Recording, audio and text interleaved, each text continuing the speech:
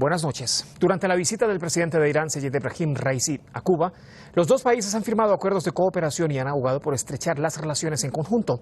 En la mayor de las Antillas, el mandatario ha terminado su primera gira por países latinoamericanos y caribeños. Cuba, la tercera y última parada de la gira latinoamericana del presidente de Irán, Seyed Ebrahim Raisi.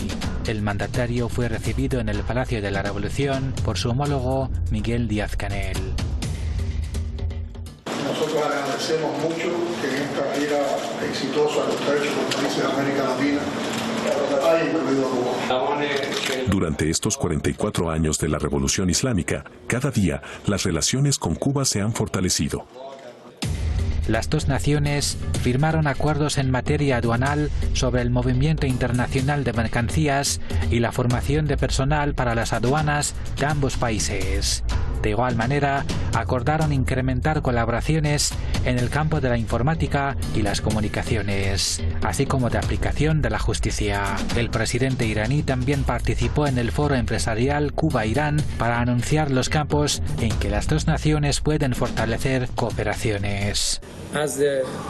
Entre los ámbitos en que podemos trabajar juntos, podemos mencionar las hidroeléctricas y las centrales térmicas. La minería, por ejemplo, es uno de los campos que puede ser materia de cooperación entre Cuba e Irán.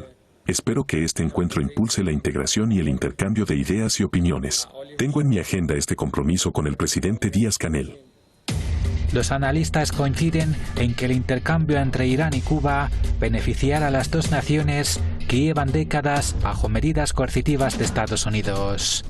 Pero Cuba ha sido diáfana, clara en relación con la revolución iraní. Ha logrado separar lo secundario de lo fundamental. El pueblo iraní está en el poder y si Estados Unidos dedica tanta hostilidad y ha sancionado a Irán con tantas medidas como las que componen el bloqueo a Cuba, porque también en eso hoy estamos identificados, es porque esa revolución en ese centro tan importante de las relaciones del Oriente Medio ha sido de una trascendencia y está teniendo una trascendencia histórica. Tras visitar Venezuela, Nicaragua y Cuba, el mandatario iraní culmina una gira que asegura fortalecerá el multilateralismo frente a las políticas de dominio y sometimiento de algunas potencias mundiales. Tema de análisis, me acompañan Maximiliano Sbarbi Osuna, es periodista, es analista internacional, analista político y está en Buenos Aires, en Argentina. Y también me acompaña Florencia Lagos Newman, es corresponsal de Crónica Digital en Cuba, también analista internacional y periodista, está en La Habana. A los dos bienvenidos, gracias por acompañarnos. ¿Cómo están? ¿Cómo les va? Buenas noches. Muy buenas noches. Quiero comenzar con Florencia. Florencia, ¿cómo está? ¿Cómo le va? Buenas noches. Florencia, estamos hablando de reconfiguración de bloques, lazos más fuertes, ¿no? Estamos hablando de 25 acuerdos de cooperación en Caracas, en Nicaragua 3 memorándums de entendimiento que pasan además por diferentes acuerdos. En Cuba se está potenciando la biotecnología, la medicina y también el trabajo técnico. ¿Cómo impacta esto en el desarrollo de las dos regiones, ¿no? Sobre todo de América Latina y el Caribe y de Asia Occidental? Buenas noches, muchas gracias por la invitación. Este intercambio de Irán con los países de Nicaragua, Venezuela y Cuba impacta de manera muy favorable. Recordemos que América Latina tiene un mercado de más de 600 millones de personas en el cual Irán puede entrar y al mismo tiempo también a través de Irán estos países pueden entrar y conectarse con un mercado de Asia Occidental. Recordemos también que China en su momento, cuando era bloqueada y no reconocida por muchos países del mundo, fue Cuba la pionera que restableció relaciones con China y fue la punta de lanza para China entrar con los países de América Latina y generar un intercambio que hoy la tiene como primer socio comercial de muchos países de la región y que también la convirtió y la catapultó en una casi primera potencia al lado de la competencia que significa Estados Unidos. Entonces, sin duda, es un intercambio de ganar-ganar para ambas regiones, donde tanto Cuba como Irán son pioneras con respecto a impulsar el orden multilateral y contrarrestar la hegemonía de Estados Unidos en la región y en el mundo. Maximiliano, Los cuatro mandatarios han coincidido en reforzar el multilateralismo, han coincidido además en afianzar sobre todo el uso de monedas nacionales en transacciones comerciales internacionales, ¿no? Y tener interacciones basadas en el respeto. Latinoamérica hace lo propio con Rusia y también con China, ¿no? Es decir, son países que se han venido acercando de manera progresiva a la región con mayor anuencia durante estos últimos años, durante este último lustro, me atrevo a decir. ¿Por qué ahora? ¿Qué tan determinante puede ser incluso esto para el declive de la hegemonía del dólar?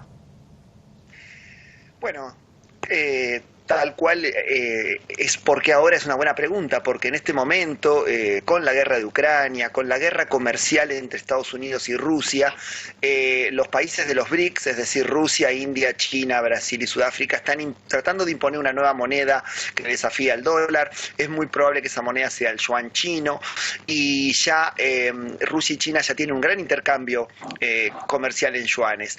Al estar bloqueada Rusia también se ve forzada a utilizar otra moneda. Por lo tanto, es muy probable que Irán y Venezuela no comercien más en dólares en el futuro, luego de estos 25 acuerdos que firmaron, sino que también pueden usar la moneda china, también pueden usar petróleo, oro, otros activos en lugar del dólar, principalmente para no verse perjudicados ni influidos, porque si las transacciones financieras que dependen, por ejemplo, del sistema SWIFT, si Estados Unidos decide que tales países como Irán o Venezuela, que están sancionados por Washington, no las usen más, puede hacerlo. También existe un problema. Recordemos que gran parte del oro de las reservas venezolanas están depositados en el Banco de Inglaterra, y como Londres no termina de reconocer toda la legitimidad de Maduro, aún no se les ha otorgado esos activos soberanos a Venezuela. Entonces, tanto Irán como Venezuela tienen que buscar otra forma de intercambio. Y el petróleo es una de ellas, porque Irán durante la pandemia y también actualmente ha salido al rescate de la industria petrolera venezolana, que estaba, desde la muerte de Hugo Chávez, estaba en declive por varios factores.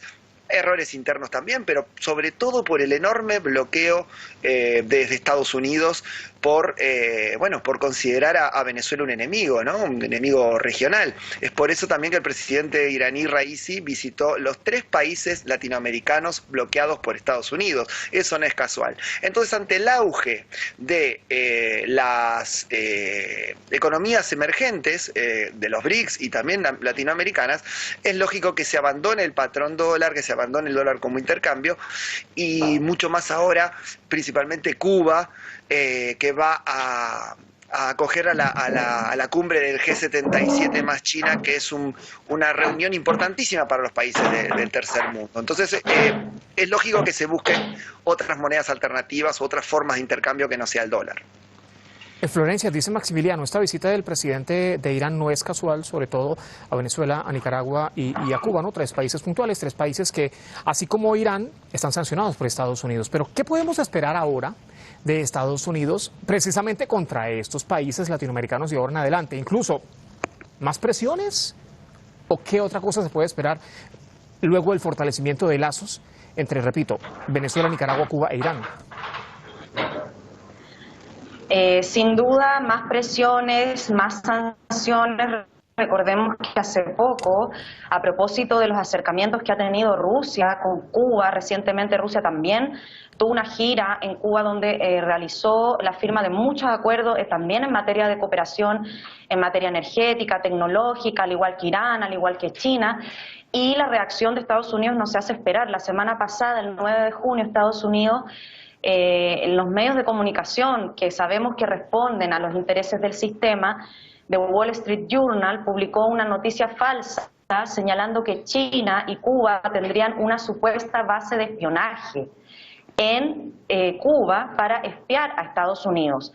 Eso no es casual, eso es una manera de justificar una arremetida aún más fuerte contra la isla, porque en el fondo lo que no quiere Estados Unidos es perder su hegemonía en América Latina, y Cuba es la punta de lanza de entrada para la relación con muchos países de América Latina, porque Cuba sin duda todavía conserva una fuerte trayectoria de convergencia donde se realizan muchos congresos, muchos eventos, donde convergen muchos países de la región y donde también se han generado concertaciones multilaterales como es la CELAC, como es UNASUR, como es el ALBA también, junto con Venezuela, junto con Nicaragua, pero también Cuba ha sido promotora, impulsora de esos espacios de convergencia multilateral que han ayudado también a acercar a estas otras potencias benévolas, como lo son Irán, como lo son China, como son Rusia, a diferencia de Estados Unidos, que tiene una relación agresiva con los países de América Latina, una relación de dominio, de sometimiento.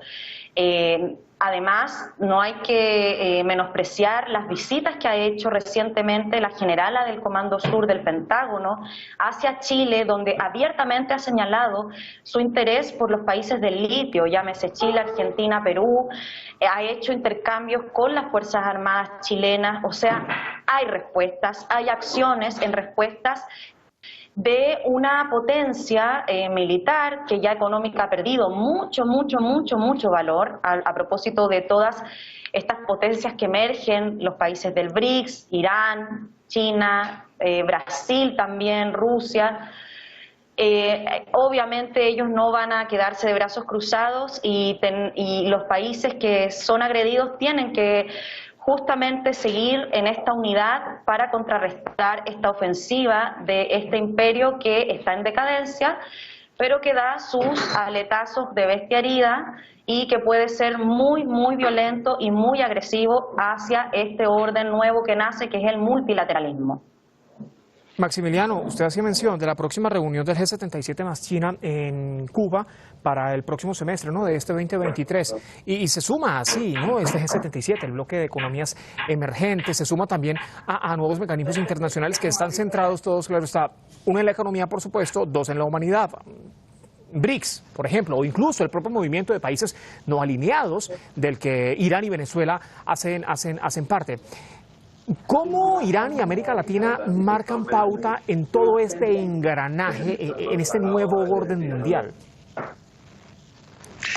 Bueno, la visita del presidente Raisi a estos tres países latinoamericanos es obvio que es una visita política, no solamente comercial, a pesar de haberse firmado una multitud, una infinidad de acuerdos comerciales y económicos, ¿no?, en distintas áreas, y reforzar los que ya había, porque hace más de una década que Irán tiene gran presencia en América Latina, ¿no? Incluso tiene memorandos de entendimiento también para años posteriores. Venezuela, claro ejemplo, para las próximas 2 décadas, con lo propio pretenden hacer con Nicaragua. Se busca firmar un tratado de libre comercio. Claro, el año pasado Irán firmó con Venezuela un tratado a 20 años que abarca una multiplicidad de factores y también de rubros, ¿no?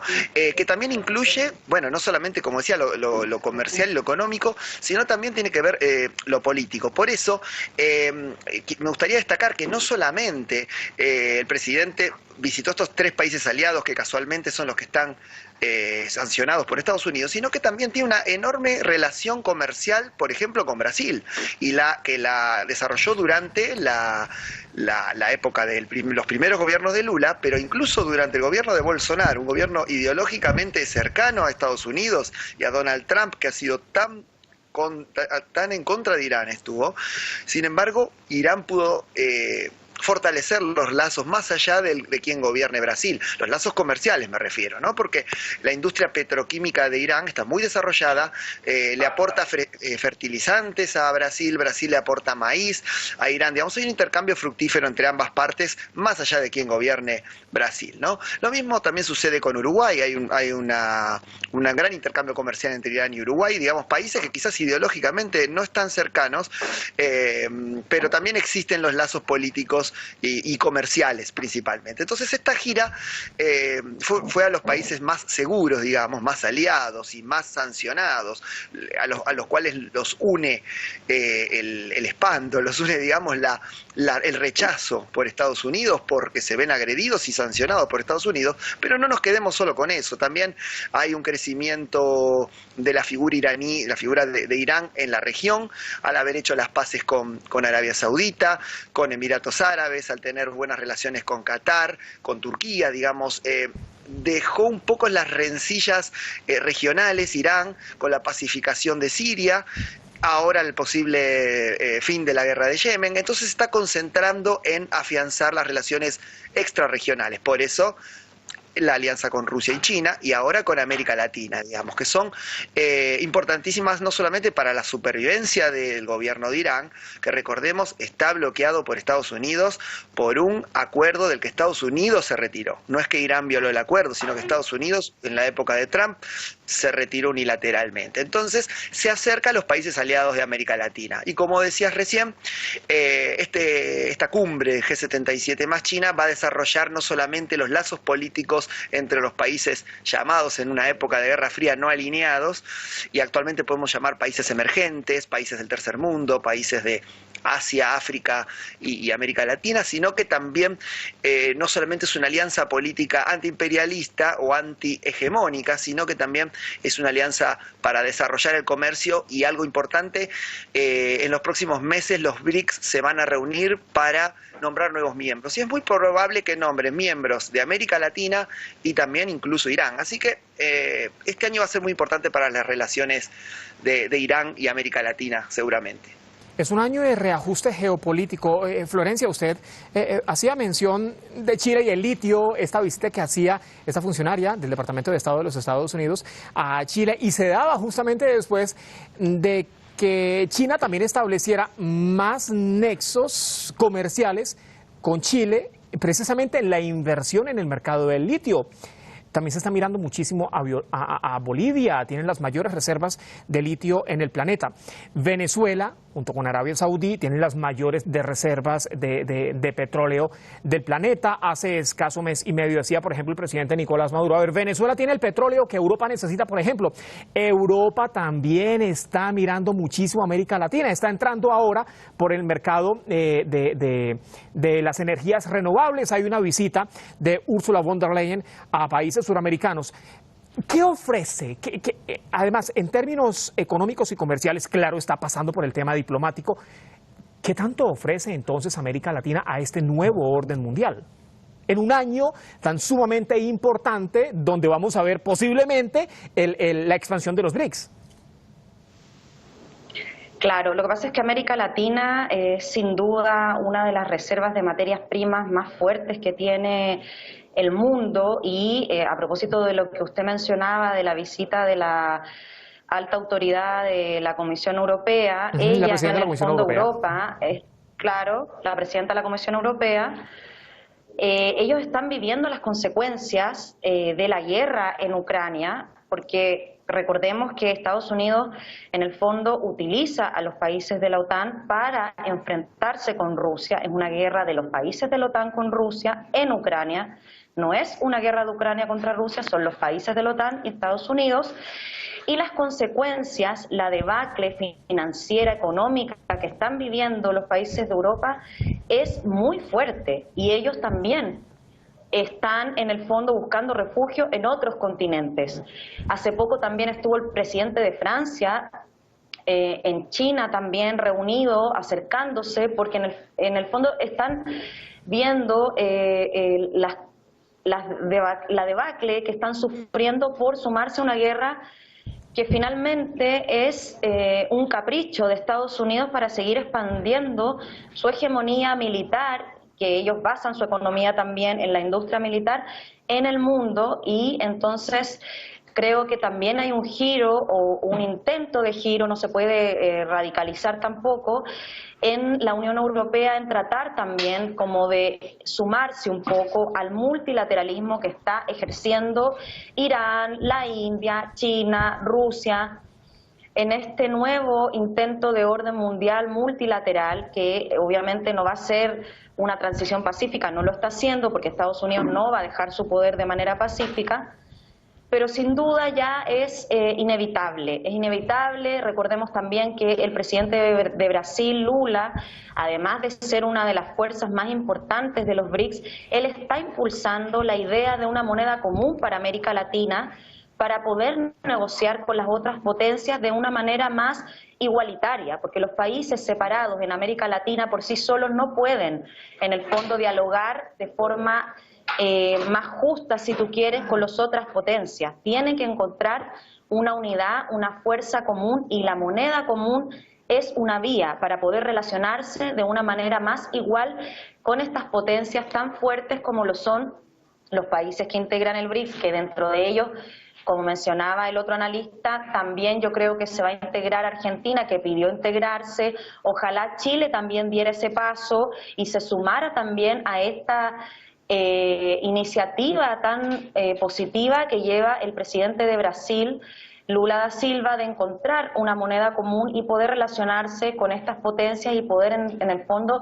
de una vez por todas respetar la Carta de las Naciones Unidas, que establece una relación de comunidad, de solidaridad, de democracia mundial, y no más de unilateralismo ni de violencia en las relaciones de los países. Maximiliano, ¿es posible esta implementación de una moneda única en la región latinoamericana, incluso caribeña, por decirlo de algún modo también? Porque, a ver, hay ciertos países que tienen que pasar incluso por reformas constitucionales. Se ha intentado varias veces en la primera ola progresista de gobiernos de América Latina, comienzos de este siglo. Se intentó crear el sucre, una moneda que lamentablemente no tuvo su éxito. Yo creo que es algo bastante difícil de materializar. Yo creo que lo más probable es que estos avances monetarios en conjunto se den a través de los BRICS, y creo que China lidera esa iniciativa.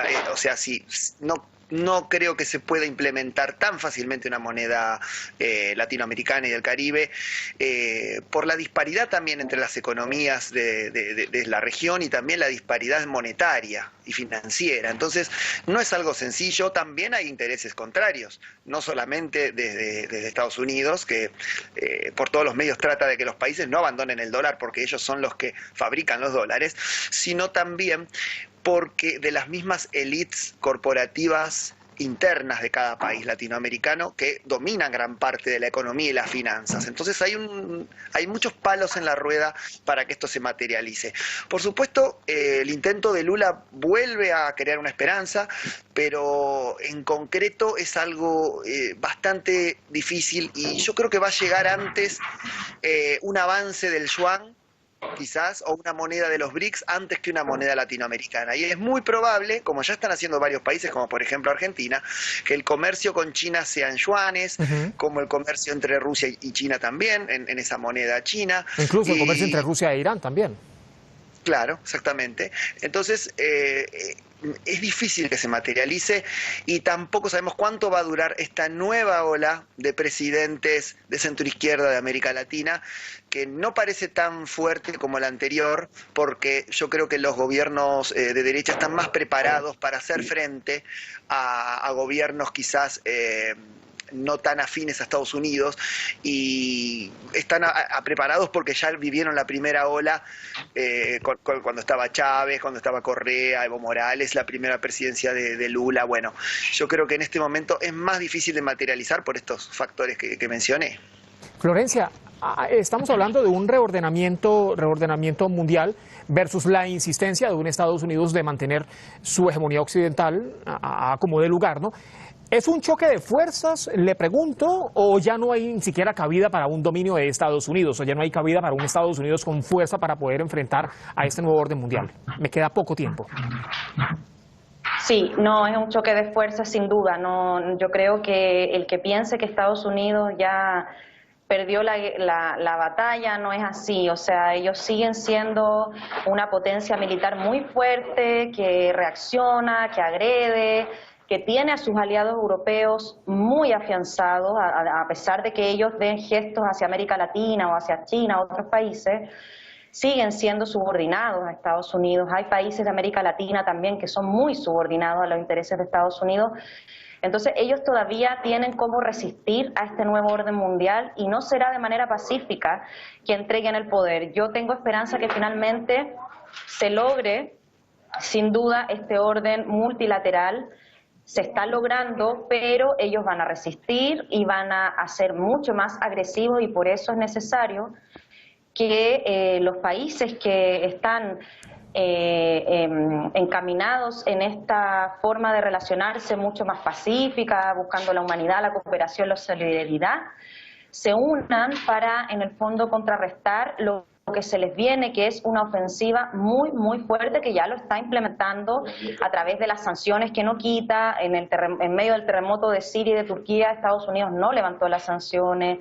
En medio de la pandemia, Estados Unidos recrudeció el bloqueo contra Cuba, impide el intercambio de los países. O sea, no creo que haya que bajar la guardia con respecto a lo agresivo que puede ser esta potencia que históricamente, de los años de existencia que tiene desde su fundación, la mayoría de los años de su existencia se las ha pasado en guerra. Entonces creo que hay que tener mucho cuidado con lo que ellos pudieran hacer. Maximiliano, ¿dónde poner el foco ahora en medio de este orden mundial, luego de esta visita del presidente de Irán, Ebrahim Raisi, a Venezuela, a Nicaragua y a Cuba? Me queda poco tiempo, me queda un minuto.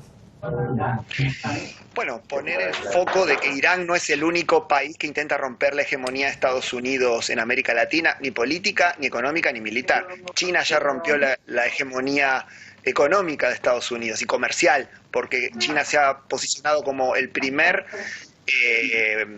destino de las exportaciones y el primer exportador de materias, de productos elaborados también, no solo materias primas, hacia América Latina. Es decir, que ha roto esa hegemonía que parecía inquebrantable. También dentro de América Latina, Brasil es un gran peso y es un gran reordenador de las fuerzas políticas y económicas de América Latina. Tenemos también a Rusia, tenemos la penetración de India.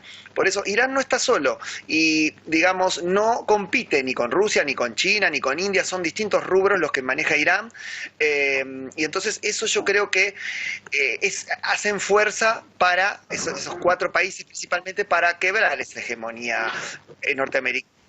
Sin embargo, la hegemonía militar la sigue teniendo Washington, y yo creo que por un largo tiempo, como decía mi colega recién, porque es un país que hace décadas y décadas que se encuentra en América Latina, no solamente para comerciar y para influir políticamente, sino también tiene la cuarta flota que circunnavega América del Sur, tiene el Comando Sur que directamente su jefa ha estado paseándose no solamente por Chile, sino también por Argentina, afirmando que el litio es una cuestión de seguridad, el litio de Argentina, Chile y Bolivia, una cuestión de seguridad para Estados Unidos.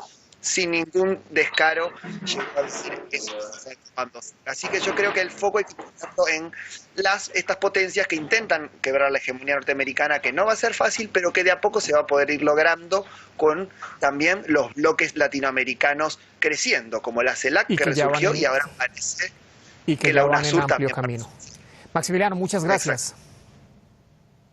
Gracias por invitarme. Florencia, muchísimas gracias. Muchas gracias. A ustedes también gracias por acompañarnos. Para más noticias, hispantv.com. Tenga buena jornada.